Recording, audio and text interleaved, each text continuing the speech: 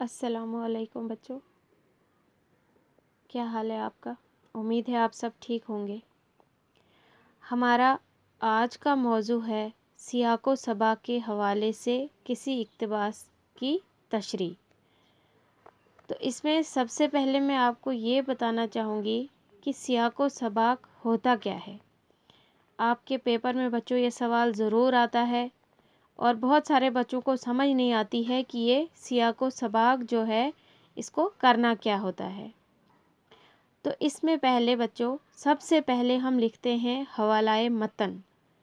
حوالہ متن میں سب سے پہلے لکھا جاتا ہے سبق کا عنوان، مصنف کا نام اور اس کے بعد لکھا جاتا ہے سیاق و سباق۔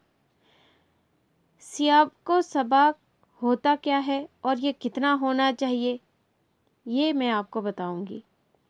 بچوں سیاق و سباق کا مطلب ہوتا ہے کہ اس اقتباس سے پہلے اور سیاق ہو گیا اس اقتباس سے پہلے اور سباق کہتے ہیں بعد، کہ اس اقتباس سے پہلے کیا بات چل رہی تھی اور اس اقتباس کے بعد مطلب اس پیراگراف کے بعد کی کہانی کیا ہے۔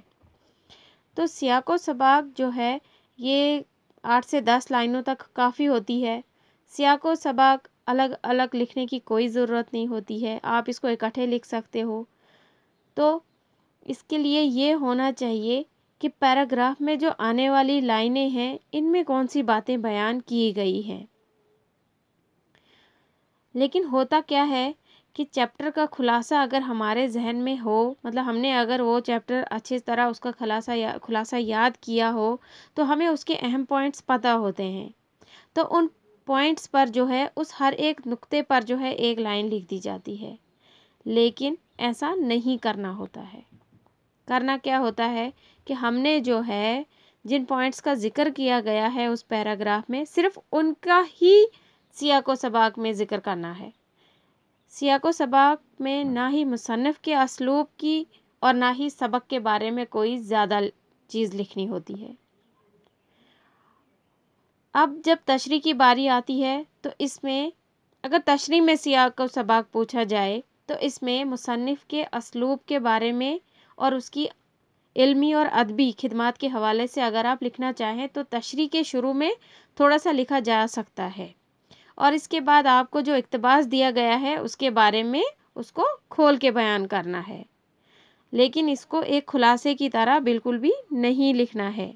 آپ کو جو ہے جو اقتباس دیا گیا ہے، جو پیراگراف دیا گیا ہے، چاہے وہ نثر میں سے ہے یا وہ کسی نظم میں سے دیا گیا ہو، آپ کو صرف اسی اقتباس کی مناسبت اور اسی کے حوالے سے اس کو دھیان میں رکھتے ہوئے اس میں لکھی جاتی ہے، اور اس میں کوئی بھی آیات حدیث یا کوئی کوٹیشن لکھی جا سکتی ہے اس کو اچھا بنانے کے لیے۔